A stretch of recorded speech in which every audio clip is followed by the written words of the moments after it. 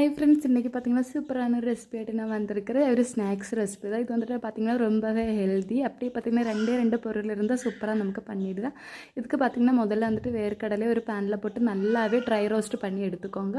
வந்துட்டு அதை ஓரமாக கூழாவதுக்கு வச்சுக்கோங்க. வந்துட்டு கூடவே பார்த்திங்கன்னா கருப்பட்டி தேவை. கருப்பட்டியை நல்லா தட்டிட்டு ஒரு மிக்சியோட ஜாரில் போட்டு நல்லா பொடிச்சு எடுத்துக்கோங்க. வந்துட்டு நம்மளோட பீனட்டோட தொலியெல்லாம் வந்துட்டு நல்லாவே கை வச்சு பிசைஞ்சு வந்துட்டு களைஞ்சிக்கோங்க.